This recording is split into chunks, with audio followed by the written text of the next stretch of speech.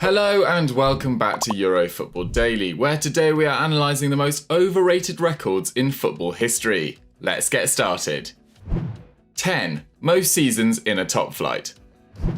Let's face it, Everton fans haven't had a lot to cheer about in recent years. Despite being majority owned by Iranian billionaire Farhad Moshiri and spending a net £191 million since the start of 16-17, £64 million more than Liverpool, their best league finish in that time remains 7th. And it's not like they've excelled in cup competitions either, failing to get past the 4th round of either domestic competition in their last 6 attempts. But they do hold one domestic record that is unlikely to be broken anytime soon: 116 top-flight seasons. Having had a scare this campaign after entering the relegation zone under Marco Silva, it looks unlikely that next best Aston Villa will be able to breach the 11-season gap anytime soon, especially with Carlo Ancelotti now in the Goodison dugout. But having won just 9 First Division titles, a figure topped by Man United, Liverpool and Arsenal, and having finished in the top 4 just twice since their mid-1980s heyday, there is no point being in the top flight unless you're going to do something with it.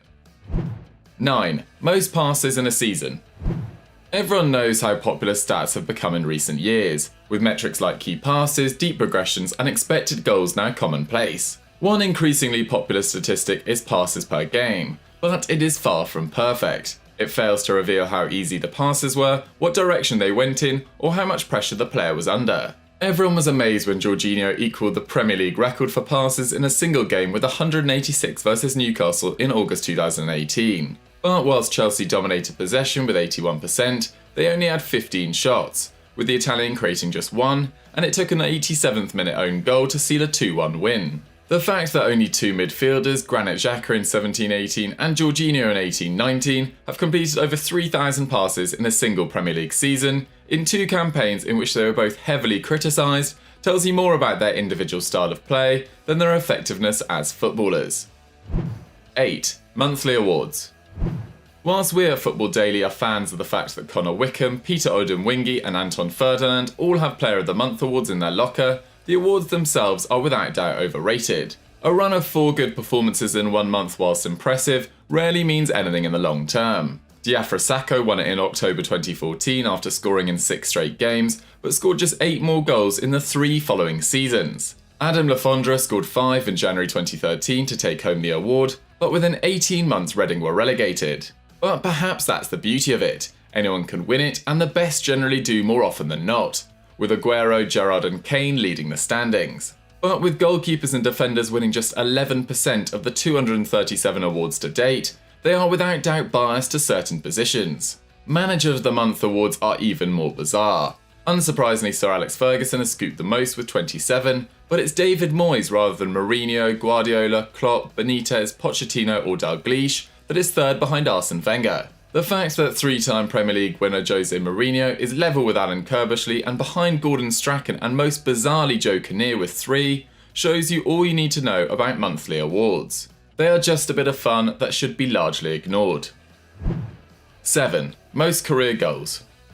No, we aren't going to go over that well-trodden ground of Pele's overinflated career goals tally of 1,281, but instead focus on the man who holds the official record for competitive goals, Joseph Bican. Bican, born into a life of poverty in Vienna, was a very talented athlete. Capable of running the 100 metres in 10.8 seconds, the striker was simply too much for most defences to handle. Having shone for clubs in Vienna, Bican left to join Slavia Prague in 1937. But whilst many of his contemporaries went off to fight in World War II, Bican refused to join the Nazi Party and continued to play football. Across the 8 seasons spanning 1937 to 1945, he racked up 328 goals, including 1 campaign in which he netted 57 in 26 matches. This unsurprisingly saw him win the European Golden Boot in 5 consecutive seasons between 1939 and 1944. Despite his principled morals, it is difficult to take his 805 goals in 530 matches seriously given the quality of opposition. And while some will argue this doesn't matter, it does. If it wasn't for Bican, Romario would be the all-time top scorer on 772 goals, just 29 ahead of Cristiano Ronaldo, meaning the 35-year-old would have an outside bet of breaking the record prior to his retirement. 6. Most Premier League appearances. There is a lot to be said for longevity. 3 of the 5 players at the top of the appearance rankings, Xavi, Roberto Carlos and Casillas, are some of the most talented and successful players in history. Being able to play at the top level for a very long time suggests a huge amount of skill and unrivaled fitness. But there is no guarantee that the best players always play for the longest amount of time. No one doubts Cantona's ability despite the Frenchman retiring at 30. The same goes for Platini and Van Basten for retiring at 31. And yet people obsess over the Premier League appearance record. The 13 players to have made over 500 Premier League appearances have won 30 titles between them. But when you take out Giggs' 13, Phil Neville's 6 and Rio Ferdinand's 5, that stands at just 6 between the remaining 10 players. Take the case of the record holder, with 653 appearances, Gareth Barry. Clearly a good player, capped 53 times by England, Barry only spent 4 seasons with the top 6 club and was never named in the PFA Team of the Year. Why does Barry hold the record? Because he was fit enough to play at least 30 games in 18 of his 22 top-flight seasons. 5. Most consecutive Champions League victories. Real Madrid's record of 5 consecutive European Cups from 1955 to 1960 is unlikely to be topped. Whilst Ajax and Real Madrid might have won 3 in a row since, they not only had 2 of the best players in history in Johan Cruyff and Cristiano Ronaldo in their sides, but a fair amount of luck. How could the Real Madrid side of the 1950s have added a further 2 titles to their achievement? In short, because it was easier. Whilst we do not doubt the likes of Stefano, Puskas and Gento were world-class talents who could have excelled in any era, the fact is Los Blancos faced less competition. With the tournament starting in 1955, Real Madrid only had to play 7 games a season to win the competition. Across their 5 years they played 36 games, with 1 playoff game needed in 56-57, 3 fewer than Real Madrid played in the 3 years between 2016 and 2018. Throw in the fact that with tactics and preparation still comparatively basic, European travel a new concept, and it's clear that Real Madrid, with their superior players, were always going to prosper. 5 European Cups in a row is an overrated and likely unrepeatable achievement. 4. Longest goals. Everyone loves a long ranger.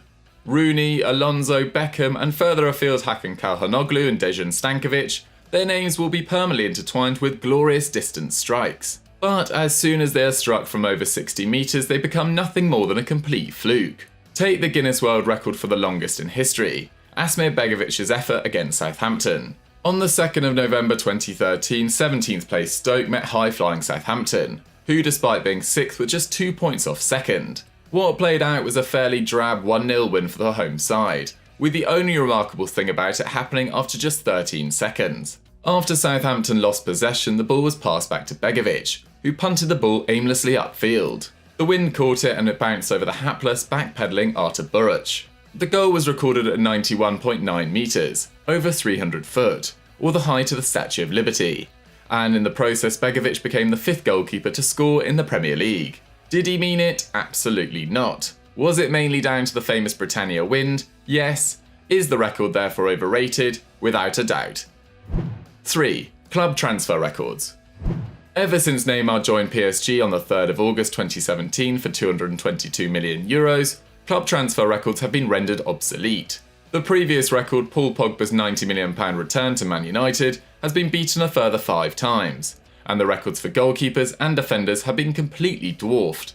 In a post-Neymar world, clubs had to pay up to remain competitive. In the Premier League, 17 of the 20 clubs have broken their individual records since, with only United, Crystal Palace and Norwich proving an exception to the rule. And this is the same throughout Europe. Of the sides to qualify for this season's last 16 in the Champions League, only 2 of them, Leipzig and Napoli, have records that predate the Neymar deal. In a world in which transfer fees have become more and more extortionate, club records simply don't hold the same importance. The market needs a worldwide economic crisis to bring it back down to earth, something we might experience sooner rather than later.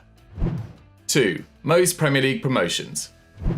There is nothing quite like the feeling of being promoted. A long, hard season of slog with an inordinate amount of games in far-flung parts of the country, rewarded by finally securing an achievement years in the making. Many fans will argue that their happiest footballing memories are of promotion from the lower tiers, rather than mid-table mediocrity in the top. But the fact is that being promoted multiple times is not really a sign of long-term success, instead of not quite making the mark. 6 sides have been promoted into the Premier League 4 times, and bar Leicester City, who have finished in the top half 3 times in the last 5 years, and Crystal Palace, who have never once finished below 15th, they have pretty unexceptional Premier League records. Middlesbrough have spent one of the last 11 campaigns in the top tier, Norwich have never lasted more than 3 seasons, Sunderland scraped safety for years and are now in League One, and West Brom have only finished above 14th in 5 of their 12 Premier League campaigns.